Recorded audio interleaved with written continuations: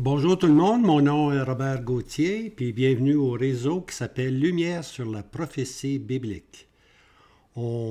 Est-ce que vous êtes prêts pour une autre session? J'espère. On va commencer. Je vais le mettre dans mon petit médaillon qui est ici, et puis on va commencer. Bon, on se rappelle que le roi du Nord a fait un premier siège sur Jérusalem. La moitié de la ville a été saisie.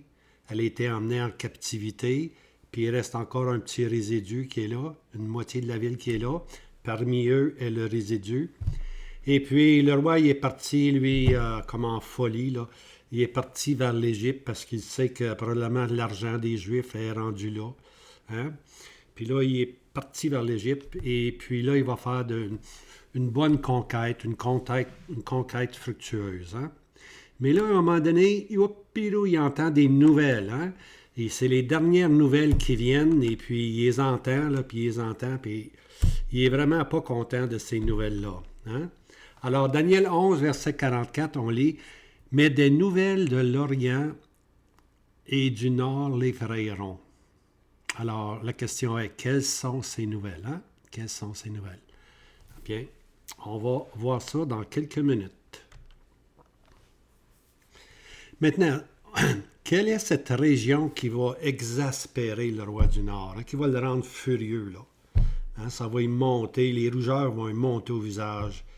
Qu'est-ce qu'il peut bien avoir entendu comme nouvelle? Présentement, il est victorieux en Égypte, il est au sud, tout va bien. Pour lui, géographiquement, le nord sera Israël, parce que lui, il est au sud. Alors, s'il regarde au nord, c'est quoi? C'est Israël. Encore des nouvelles d'Israël. Ça finit plus, ça, là. Alors, voici une confirmation géographique, parce que j'ai dit que c'était Jérusalem. Voici la confirmation. Daniel 11, verset 45. « Il plantera les tentes de son palais entre la mer et la montagne de sainte beauté. » Alors, lui arrive avec tout son attroupement, son palais. Il va installer son palais entre la mer et la montagne de sainte beauté. Pour ce qui est de la mer, ben c'est très simple. Hein? Ça veut dire la mer Méditerranée. C'est une note qui est dans la version Darby, la mer Méditerranée. Et puis, la montagne de la sainte beauté, bien, c'est Sion. Hein? Là où l'Éternel a désiré son nom, la montagne de sainte beauté, Sion. Alors, qu'est-ce qui se passe à Jérusalem? Hein? Ça demande l'attention immédiate du roi du Nord. Qu'est-ce qui peut bien y avoir à Jérusalem qui doit s'en retourner rapidement? Maintenant, juste un petit résumé vite fait. On se rappelle que Zacharie 14.2, le roi du Nord, avait mis le siège sur Jérusalem. Hein? Zacharie 14.2, « Et j'assemblerai toutes les nations », c'est-à-dire les nations avoisinantes, hein? Toutes les nations qui sont auprès de Jérusalem. Alors, ces nations-là, pas les nations, comme je disais, là, pas les nations qui sont en Amérique du Sud ou qui sont en Australie, là. Non. Les nations géographiquement autour de Jérusalem. Alors, les nations vont s'assembler pour le combat.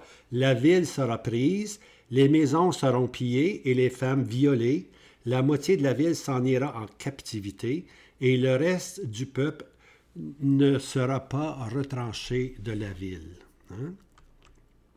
Alors, ça, c'était une conquête très décisive. Hein? On se rappelle que ce qui est arrivé quand il a attaqué Jérusalem, dans le premier siège, le faux pasteur de Néant, qui est l'Antichrist, qui est le faux roi en Israël, alors lui a pris la fuite, puis est allé à l'Occident vers son ami, qu'on appelle la bête impériale, hein? La bête politique. Alors, il s'est retrouvé avec lui, chercher du renfort, probablement pour revenir et délivrer Jérusalem. C'était probablement son intention aussi. Zacharie 11, verset 17 nous dit « Malheur au pasteur de Néant qui abandonne le troupeau. Hein? » Abandonne le troupeau. Alors, le roi du Nord a laissé, pour ainsi dire, le minimum de son armée à Jérusalem et maintenant, il se dirige vers le sud. Hein? Il veut maintenant attaquer le sud. Alors, c'est sûr que ceux qui étaient à Jérusalem, quand le pasteur s'est enfui, il y a beaucoup de Juifs apostats qui sont allés se réfugier en Égypte. Et puis, le roi du Nord, lui, pense justement qu'il y a beaucoup d'argent là-bas à aller chercher.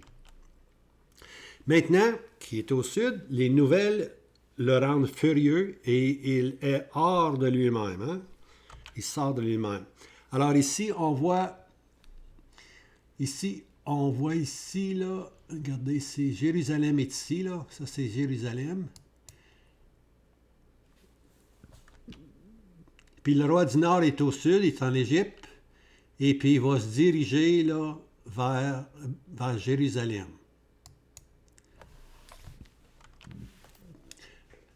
Maintenant, sur son parcours, on a dit que les Moab, les fils de l'Orient, Moab, Ammon puis Édom ont échappé. Lorsqu'il est allé vers l'Égypte, il n'a pas touché à ces trois-là. Je l'ai probablement dit pourquoi, là. Alors, d'un côté, sur le bord de la mer Méditerranée, il y a les Philistins, qui sont aujourd'hui les Palestiniens. Ils sont ici, les Palestiniens, aujourd'hui. Okay? Et puis, quand le faux berger est allé à l'Occident, il est revenu avec la bête, hein? Et puis il y a eu une bataille qu'on appelle la bataille d'Armageddon. Hein? Alors les deux ont péri là. Le Seigneur les a jugés, tout simplement.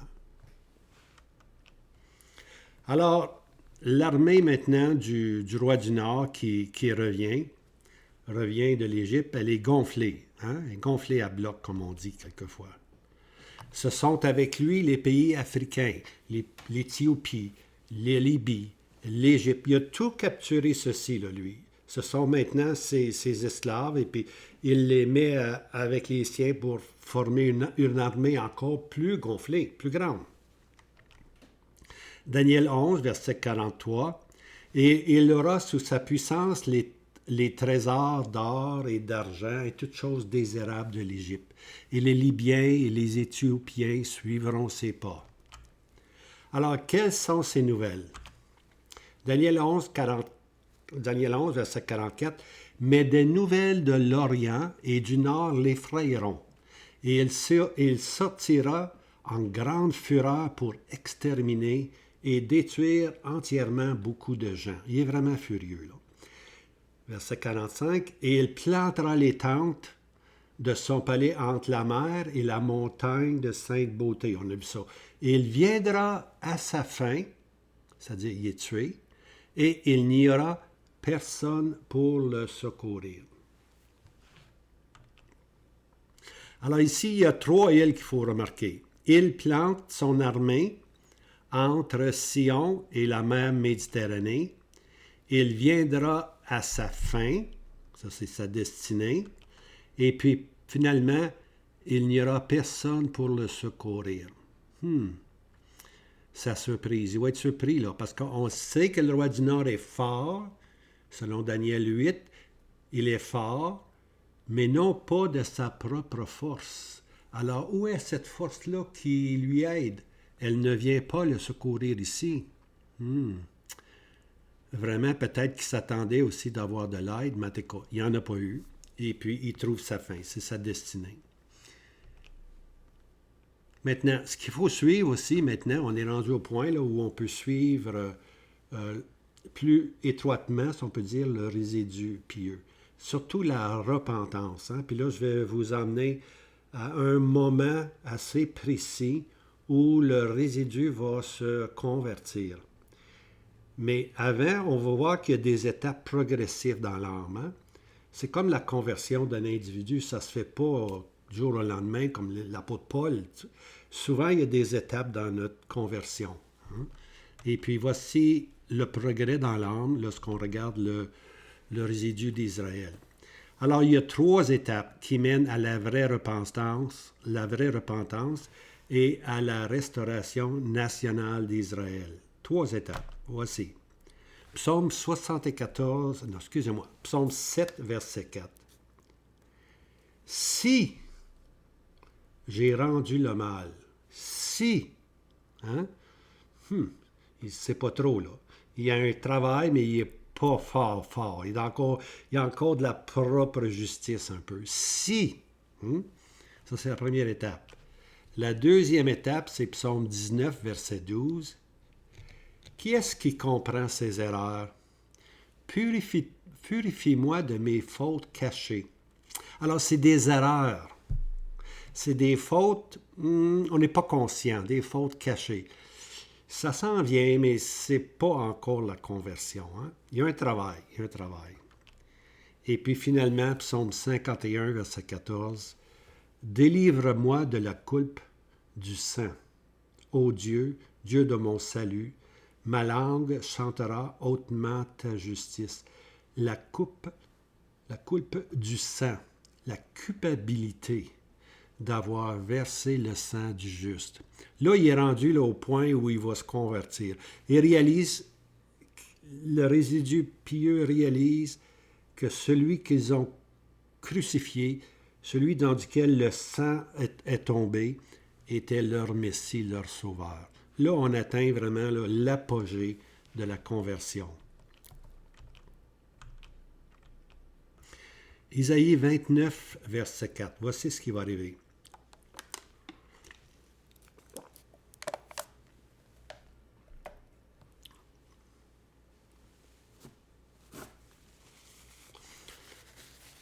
Le roi du Nord est en train maintenant, il est de retour de l'Égypte, et puis le roi du Nord est en train maintenant d'attaquer Jérusalem, juste en envoie les armées. Le bruit, nuit après jour, les armées qui arrivent. À ce moment-là, le peuple réalise là, que c'est la fin. C'est vraiment la fin. Avec la multitude de soldats qu'il y a là, il n'y a plus rien à faire. Alors, c'est marqué « et humilié ». Isaïe 29, verset 4. « Et humilié ». Là, Isaïe, dans le chapitre 29, est en train de conter l'histoire de l'Assyrien lorsque l'Assyrien a attaqué. Alors, et humilié, tu parleras depuis la terre, et ta parole sortira sourdement de la poussière. Et ta voix, sortant de la terre, sera comme celle d'un évocateur d'esprit, et ta parole s'élèvera de la poussière comme un murmure, comme un murmure. Joël 3, 21.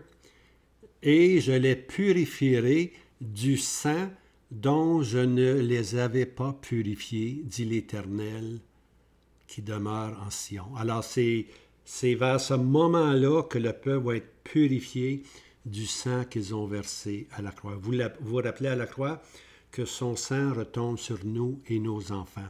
Eh bien, voici les enfants maintenant. Parmi eux, il y a un reste, il y a un résidu qui réalise qu'ils doivent se tourner vers leur Sauveur. Ils vont arriver à un point où ils sont brisés, vraiment brisés. Hein? Alors, c'est à ce moment-là qu'ils vont murmurer de la poussière. La poussière parle de la mort. Hein? Ils sont en train là, de mourir, même si l'attaque n'a pas encore vraiment eu lieu. Ils juste entendent tous ces bruits-là matin après matin, soir après soir. Ils élèvent de la poussière un murmure. Purifier ici, ça a le sens de rendre net. Okay. La coupe de sang. Matthieu 27, 5. Et tout le peuple répondant dit que son sang soit sur nous et nos enfants. On se rappelle ceci dans l'Évangile.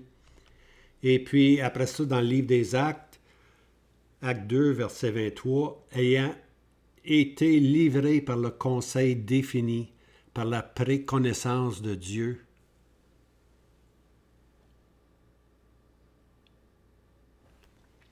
Je pensais que je n'enregistrais pas encore. OK. Ayant été livré par le conseil défini et par la préconnaissance de Dieu, lui, vous l'avez cloué à une croix et vous l'avez fait périr par la main d'hommes iniques. Alors, c'est les apôtres qui démontrent ce que le peuple a fait. Vous l'avez cloué à une croix. Alors ici, là, on est au deuxième siège de Jérusalem. C'est le retour maintenant de l'Égypte par le roi du Nord. Ce deuxième siège-là va donner l'occasion à la conversion du résidu. Matin après matin, l'ennemi accablait violaient, égorgeaient. Et soudainement, les armées sont gonflées du roi du Nord. On est revenu de l'Égypte. C'est la deuxième attaque sur la moitié de la ville qui reste. Alors, il y a moins de monde, mais il y a plus de soldats. C'est le désarroi total parmi le peuple. Ésaïe 29 décrit cette scène, 29.3, « Et je camperai comme un cercle autour de toi, et je t'assiégerai avec au moyen de postes armés, et j'élèverai contre toi des forts. » Alors, il va bâtir des forts, des étagères pour monter, pour franchir le mur, pour ainsi dire. Ésaïe 29.4, « Et humilié, tu parleras depuis la terre, et ta parole sortira sourdement de la poussière, et ta voix sortant de la terre sera comme celle d'un évocateur d'esprit, et ta parole s'élèvera de la poussière comme un murmure. » On voit ici, là, le peuple il est vraiment au bout. Puis là, il crie vers Dieu. Ta parole sortira sourdement de la poussière. Hein?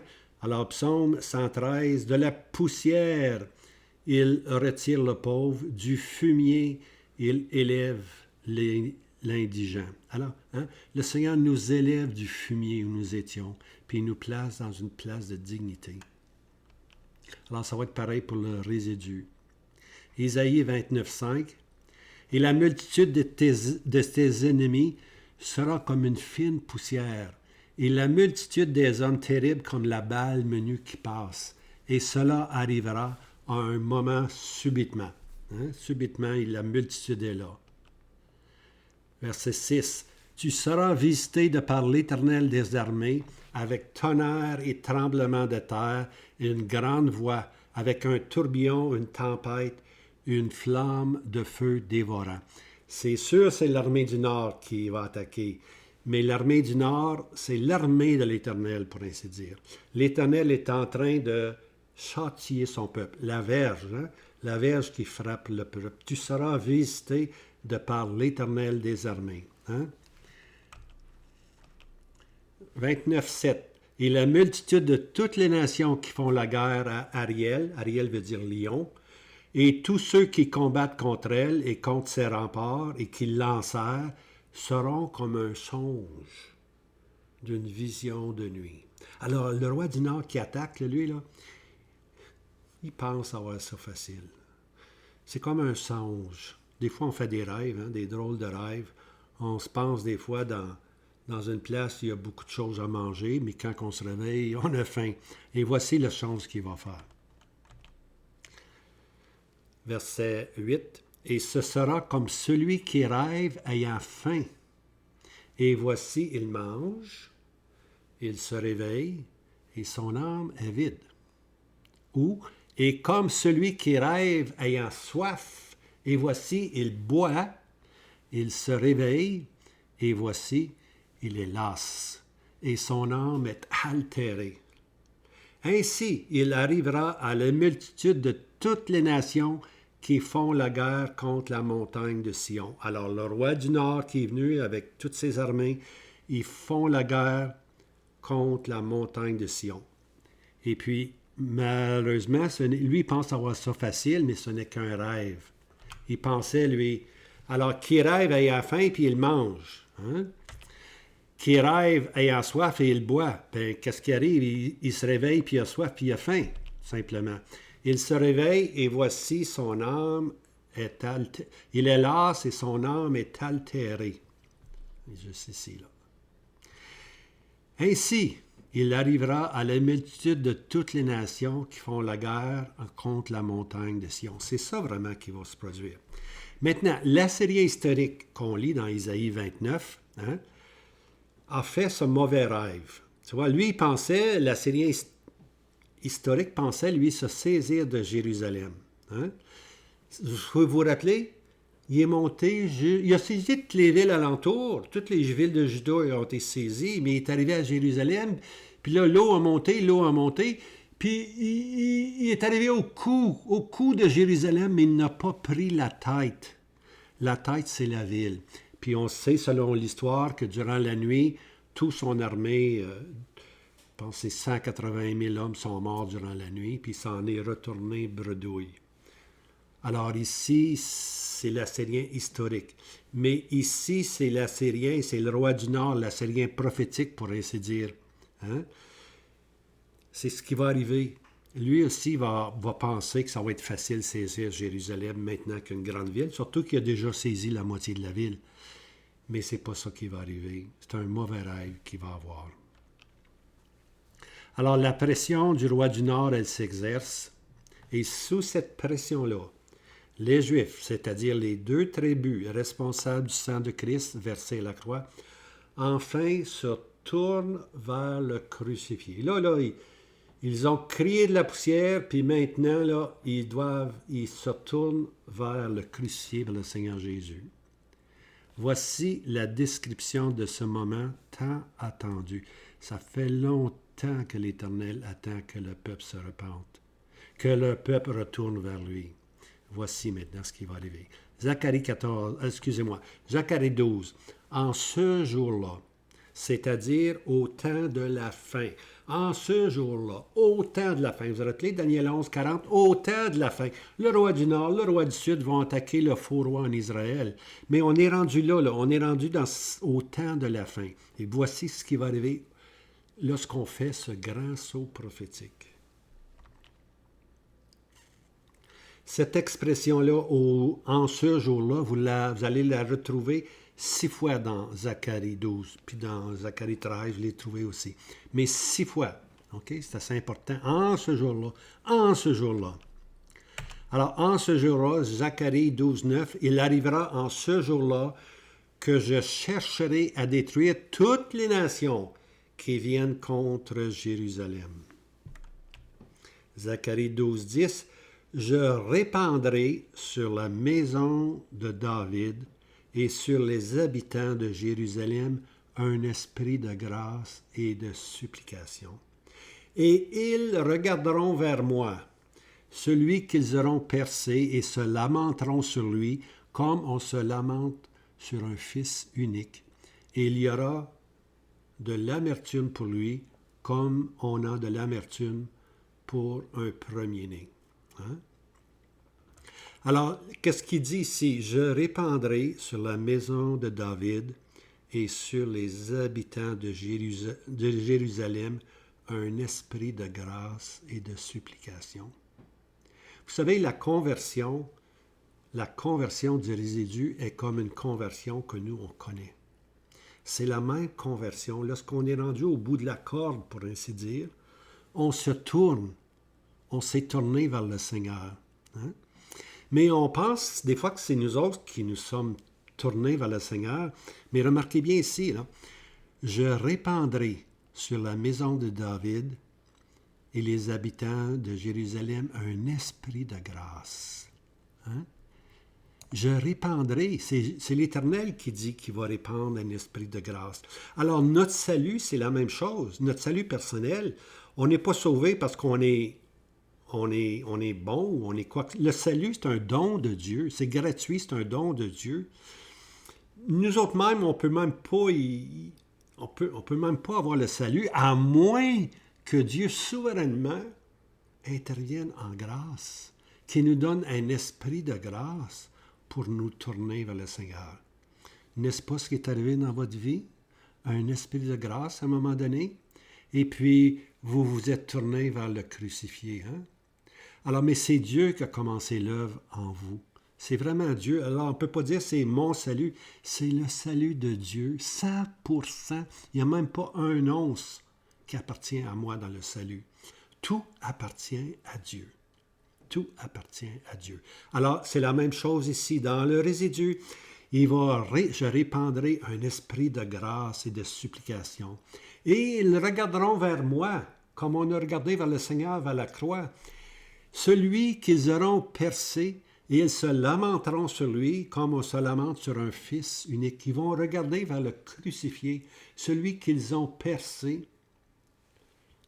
Puis c'est à cette période-là qu'ils vont se convertir. Regardez bien. Zacharie 12, verset 11. En ce jour-là, lorsque Dieu va avoir versé un esprit de grâce sur le résidu, il y aura une grande lamentation à Jérusalem. Une grande lamentation à Jérusalem. Tu vois, lorsqu'on se convertit, là, on n'est pas fier de soi-même. On est content de connaître le salut, mais lorsqu'on regarde nos vies, nous qui étions dans le fumier, il nous a élevés. Hein? Il y a une grande lamentation qui doit se produire dans notre âme. Plus la lamentation est grande, plus le salut et l'œuvre de la croix vont prendre de la place dans notre vie. Celui qui a été pardonné de beaucoup de péchés aimera beaucoup. Hein? Plus on réalise notre état de pécheur, plus on va être reconnaissant au Seigneur Jésus. Zacharie 12, verset 12. Et le pays se lamentera, chaque famille à part. Ça, c'est important. Chaque famille à part, ça veut dire tu es seul. Seul avec le Seigneur. Chaque famille qui est seule avec le Seigneur. Et puis, quand quelqu'un se convertit, bien-aimé, là, laissez-les seuls avec le Seigneur. Des fois, on veut intervenir, puis on veut y aider, puis on veut lui donner des livres, puis ça finit plus. On va y emmener des livres, là. Amène-en des livres, tu vas lire des livres. Non, non, non, non. Laissez-le seul, à part avec son Sauveur. Donnez-lui le temps qu'il soit au pied de la croix, qu'il reste là le plus longtemps possible au pied de la croix. Parce qu'au pied de la croix, c'est la réalité de nos vies. Hein? C'est le cheminement de nos vies, puis le jugement qui devait tomber sur nous, est tombé sur le juste, le Seigneur Jésus. Alors ici, on voit la même chose, là, ils vont se lamenter, mais chaque famille à part. La famille de la maison de David, la famille de la royauté à part, et leurs femmes à part. La famille de la maison de Nathan à part, et leurs femmes à part.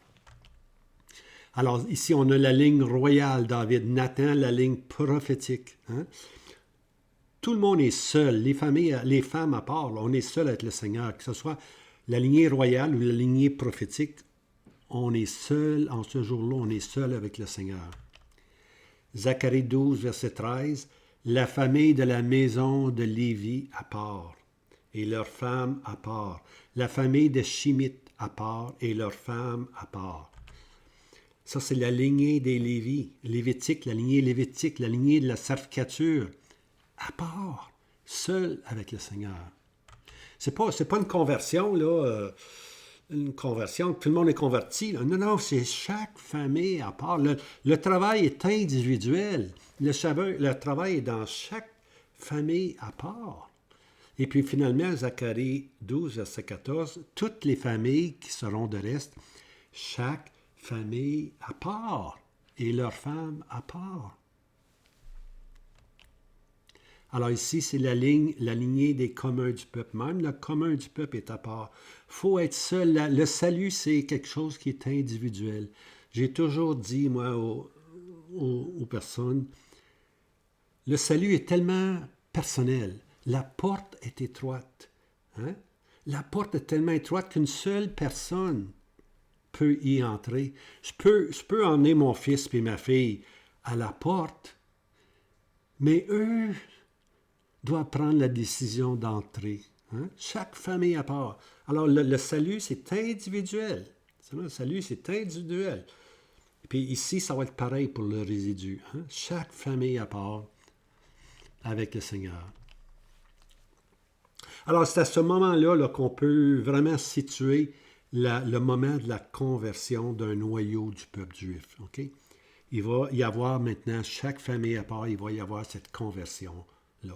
Alors, face au retour de l'armée du roi du Nord, pour le deuxième siège, c'est dans cette période-là, la période du deuxième siège, qu'un esprit de grâce va être donné en Israël. Hein? Le résidu pieux, de la poussière, ils vont crier à Dieu. Dieu va leur verser un esprit de grâce. Une grande lamentation, chaque famille à part aura lieu. Et puis, en ce jour-là, Zacharie 13, verset 1, en ce jour-là, une source sera ouverte pour la maison de David et pour les habitants de Jérusalem, pour le péché et pour l'impureté. Une fontaine, une source sera ouverte. Hein? Naturellement, cette source-là, c'est la croix. Hein? C'est la croix du Seigneur Jésus. Zacharie 13, verset 2. « Il arrivera en ce jour-là, dit l'Éternel des armées, que je retrancherai du pays le nom des idoles, on ne s'en souviendra plus. Et j'ôterai aussi du pays les prophètes et l'esprit impur. Hein? En ce jour-là, je retrancherai du pays d'Israël les noms des idoles. En d'autres mots, Israël va retourner à l'idolâtrie. Le Seigneur Jésus le dit, si quelqu'un vient en son nom, vous allez le recevoir. Tu vois? Puis là, il parle de la maison qui est balayée. Hein? Elle est balayée, la maison. Lorsqu'ils sont sortis de Babylone, là, de la captivité de 70 ans en Babylone, ils sont sortis, ils n'étaient pas idolâtres. Lorsque le Seigneur Jésus est venu quelques centaines d'années plus tard, ils n'étaient pas idolâtres. Mais le Seigneur Jésus, lorsqu'il était là, leur dit que présentement, la maison est balayée, elle est propre, il n'y a pas d'idolâtrie. Mais le jour vient où un homme va revenir avec 7 esprits démoniaques. Ça va être 7 fois pire. Puis, Israël va devenir idolâtre. Ils vont se tourner vers les idoles, puis ils vont vouloir adorer un Dieu étranger que les pères n'ont pas connu. Hein? Alors ici, on voit là, tout se synchronise très bien. Je retrancherai du pays les noms des idoles. Alors Israël doit retourner ou va retourner à l'idolâtrie. Qu'on dise ce que ça voudra, c'est comme ça. Dieu dit qu'il va retrancher du pays les noms des idoles. Israël va être idolâtre. Alors, la venue du Seigneur. Regardons la venue du Seigneur. Pour le chrétien, c'est une venue en grâce. On appelle ça, l'apôtre Paul on appelle ça l'enlèvement. 1 Thessaloniciens, chapitre 4, verset 15. Hein? Les morts en Christ, puis nous les vivants, dans un instant, dans un éclat d'œil, on rencontre le Seigneur. Nos corps sont complètement transformés. Et puis, on rencontre le Seigneur. C'est une venue, on appelle ça une venue en grâce. Le Seigneur Jésus qui revient en grâce pour ses saints.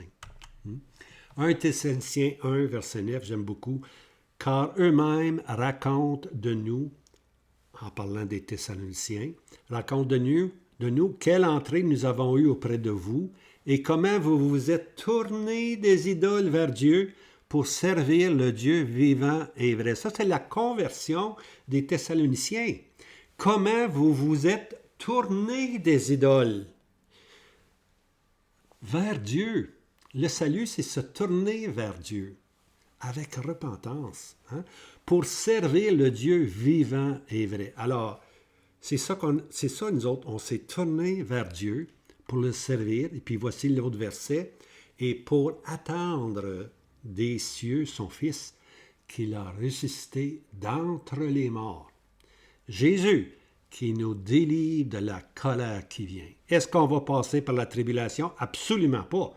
Le Seigneur Jésus nous délivre de la colère qui vient. C'est sa venue en grâce. Le Seigneur va nous enlever et après ça, il recommence son activité. Une fois que l'épouse céleste est partie, il recommence son activité avec le peuple terrestre. Non, nous ne passons pas par la grande tribulation. On attend des cieux Jésus qui nous délivre de la colère qui vient. C'est tellement beau, tellement beau. Alors, le Seigneur Jésus, quand on parle de la venue du Seigneur Jésus, il y a l'enlèvement. C'est une scène privée. Hein? Dans les nuées. Okay? C'est privé. Lorsque l'épouse et puis l'époux se rencontrent, c'est une scène privée, bien aimé. Mais maintenant, dans la venue du Seigneur, il y a ce qu'on appelle aussi une autre étape qu'on appelle la manifestation de Jésus-Christ, l'apparition de Jésus-Christ, la révélation du Seigneur Jésus, le jour du Seigneur. Ce sont toutes des expressions qui présentent le Seigneur Jésus qui va revenir, mais qui va être manifesté, qui va apparaître, qui va être révélé. On va le voir, les gens vont le voir. L'enlèvement, c'est privé. Mais le jour où le Seigneur Jésus vient pour juger la terre, tout est manifeste et puis tout œil le verra. On va voir ceci. Alors, pour les nations, c'est la venue en jugement. OK? Pour le résidu pieux, l'apparition ou la manifestation de Christ sera en délivrance. Parce que là, le Seigneur Jésus vient, il va mettre les pieds sur la montagne des Oliviers. C'est une manifestation, c'est une apparition, c'est une révélation du Seigneur. Il apparaît maintenant pour délivrer le peuple juif. OK? Nous attendons comme chrétiens la délivrance. Nous attendons Jésus qui va nous délivrer de la colère qui vient. Eux, ils attendent le Seigneur Jésus qui va se manifester à eux publiquement, puis il va les délivrer de ce grand jugement qui apparaît soudainement. Il apparaît, il se manifeste publiquement. Enfin,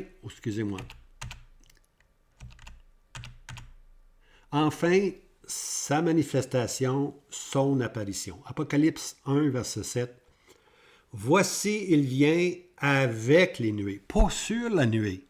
C'est pas pareil, là. Le Seigneur Jésus vient dans la nuée rechercher l'Église. C'est l'enlèvement se fait dans les nuées, privé. Mais ici, il vient avec les nuées et tout œil le verra et ceux qui l'ont percé et toutes les tribus de la terre se lamenteront à cause de lui. Oui, amen. Alors, il y a une différence entre les lamentations pieuses du résidu puis les lamentations terrifiantes des tribus de la terre. Hein? Les Juifs, les autres, c'est dans la poussière, ils vont crier vers Dieu. C'est une lamentation pieuse, tandis que l'autre, c'est une lamentation terrifiante. Ils sont terrifiés, les nations sont terrifiées. Maintenant, il y a un verset dans le Nouveau Testament qui donne la différence entre une lamentation pieuse puis une lamentation terrible, pour ainsi dire. Et voici le verset, c'est bien important. Je veux que vous compreniez ce verset-là. Il résout beaucoup de questions. 2 Corinthiens 7, verset 10. Car la tristesse qui est selon Dieu opère une repentance à salut, dont on n'a pas de regret.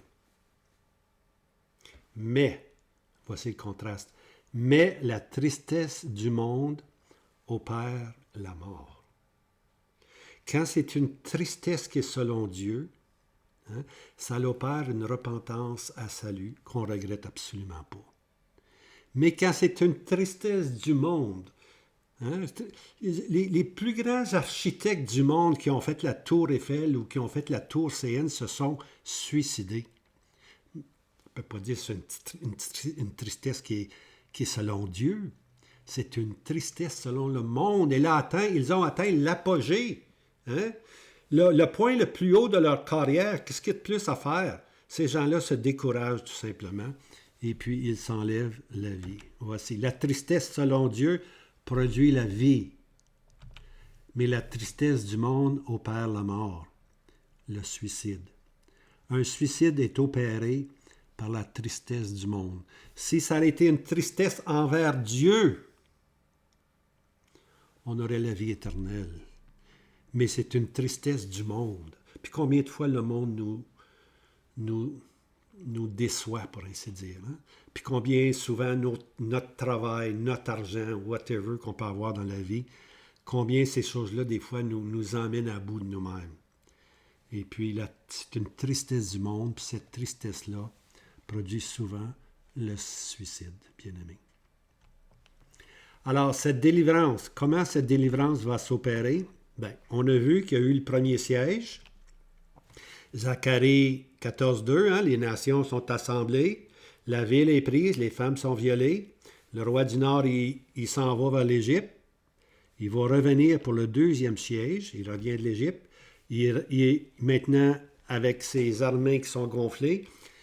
Il veut opérer maintenant le dernier siège, puis selon lui, c'est le dernier. Jérusalem va tomber. Il sait très bien qu'il est nombreux, qu'il n'y a personne qui peut lui résister, mais il a oublié une chose. Il a oublié le Messie. Hein? Il a oublié le Messie, qui veut, à ce moment-là, sauver son peuple. Alors voici ce qui se passe. Zacharie 14, verset 4. « Et ses pieds, les pieds du Seigneur Jésus, se tiendront en ce jour-là sur la montagne des Oliviers, qui est en face de Jérusalem, vers l'Orient, et la montagne des Oliviers se fendra par le milieu, vers le Levant et vers l'Occident, et une grande vallée, et la moitié de la montagne se retirera vers le nord et l'autre vers le midi. » La montagne des Oliviers qui se fend en deux. Et puis le peuple est délivré par la présence maintenant du Messie. Alors le résidu a crié de la poussière, un esprit de grâce a été répandu sur eux. Chaque famille à part ont éprouvé de la tristesse devant Dieu. Et puis, de leurs yeux, ils voient Jésus. Ils voient le Seigneur Jésus de leurs yeux. Zacharie 14, verset 4. « Et ses pieds se tiendront en ce jour-là sur la montagne des Oliviers, qui est en face de Jérusalem. » Le Seigneur maintenant arrive, il met ses pieds sur la montagne des Oliviers pour délivrer le peuple de ce deuxième siège-là. Zacharie 13, verset 6. « Et on lui dira, le résidu va dire, « Quelles sont ces blessures à tes mains? » Parce qu'ils vont le voir, là. Le Seigneur met les pieds sur la montagne des Oliviers. Ils vont le voir. « Quelles sont ces blessures à tes mains? » Et il dira, « Celles dont j'ai été blessé dans la maison de mes amis. » Vous vous rappelez, Jean 20, verset 27. Le Seigneur est ressuscité. Il y a Thomas qui était absent pour une raison ou une autre. Il ne l'a pas vu, finalement. Puis il dit à Thomas, « Avance-toi, Thomas. Avance ton doigt ici et regarde mes mains. Avance aussi ta main et mets-la dans mon côté. Et ne sois pas incrédule, mais croyant. » Thomas représente le peuple d'Israël qui, pendant toutes ces décennies-là, a été incrédule. À moins qu'ils ne voient de leurs yeux, ils ne croient pas. Mais ici, leur résidu, à cause d'un esprit de grâce qui était versé sur eux, se tourne vers le Messie. Puis qu'est-ce qu'ils vont dire? Ils vont dire ceci. Thomas répondit et lui dit, « Mon Seigneur et mon Dieu. » C'est beau, hein? « Mon Seigneur et mon Dieu. »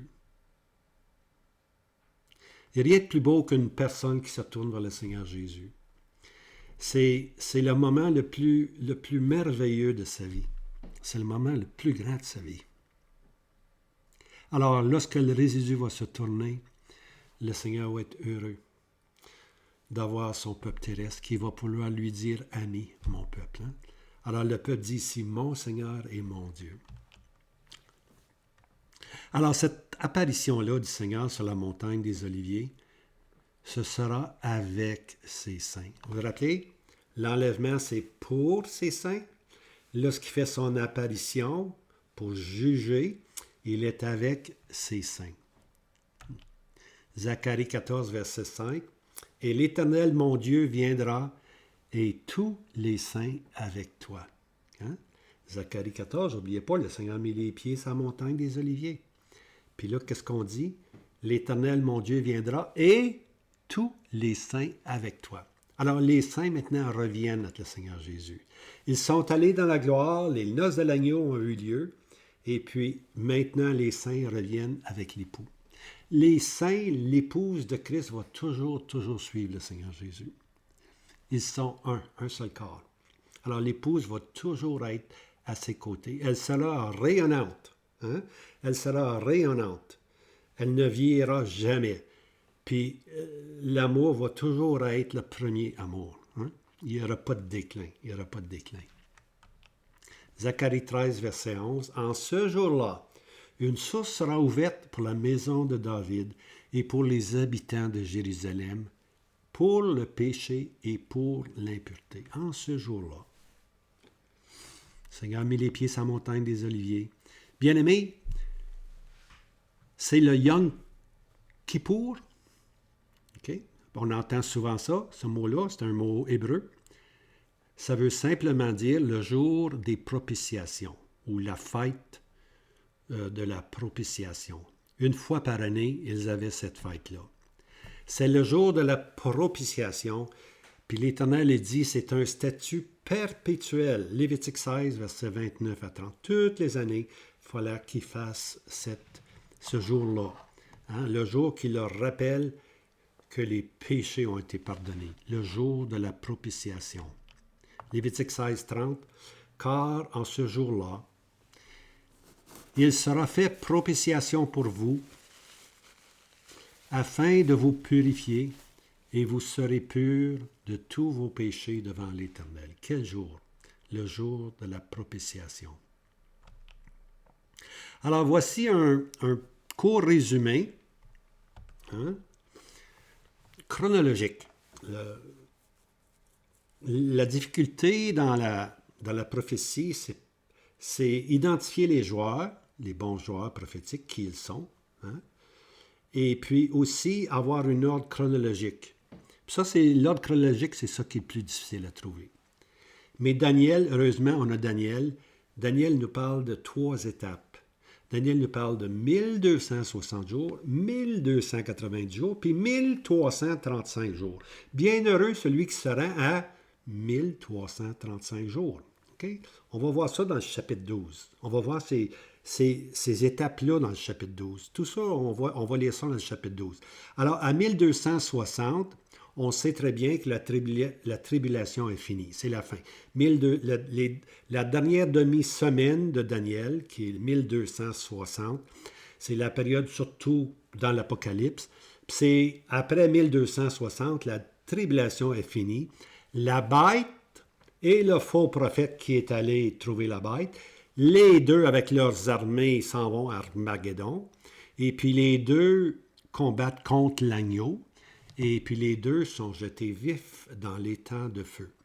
Okay? C'est les chefs, les individus qui sont jetés vifs dans l'étang de feu. L'Empire, elle est tout simplement éliminée, détruite. Okay? Mais les chefs, la bête, le prince romain à venir et le faux prophète qui est l'Antichrist, les deux maintenant trouvent leur fin à 1260 jours, mais le peuple n'est pas encore converti. Il faut une autre étape. Il faut un autre mois. Puis là, on arrive à 1290 jours. OK? 30 jours, là. Le résidu se convertit lors du 2e siège du roi du Nord. Le Seigneur met les pieds sur la montagne des Oliviers. La gloire est de retour. Propitiation est faite. Daniel 12, verset 11. Et 1280 jours. Là, on est rendu, on a eu la conversion du peuple. Hein? On a vu que le Seigneur se manifeste au peuple maintenant. Et puis, la gloire est revenue. Ça veut dire que le Messie est là. Puis le Messie va maintenant protéger Israël. Israël n'a plus à avoir des barrières, puis des portes, puis des clôtures, tout ça. Ils habitent en sécurité. Pourquoi? Le Messie. Le Messie est là. Le Messie est là. Hein? Et puis, il va y avoir une autre période qu'on va appeler 1335 jours. Ça va être dans Daniel 12, verset 12. Alors, on a pris le premier siège, le roi s'en va en Égypte, il revient. Le 2e siège, à ce moment-là, le résidu se convertit. Le Seigneur délivre son peuple, met les pieds sur la montagne des Oliviers, mais il reste encore 45 jours à venir. De 1290 à 1335, il reste encore une période de 45 jours. On va voir ce qui va arriver dans cette période-là. Alors, je vous laisse avec ceci, puis n'oubliez pas, abonnez-vous, pesez sur la cloche. Si vous n'avez pas de manquer votre coup, pesez plusieurs fois sur la cloche.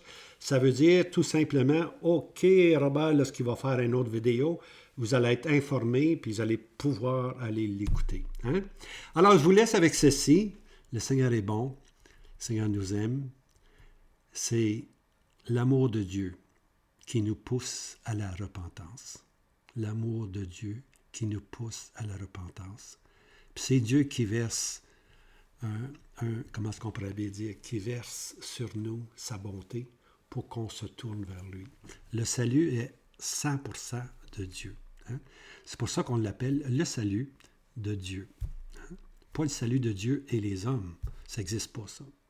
c'est le salut de Dieu, entièrement à Dieu. Tu ne lui enlèveras pas cette gloire-là. Hein? Le salut vient de Dieu. Alors, je vous laisse. Que le Seigneur vous garde. À bientôt.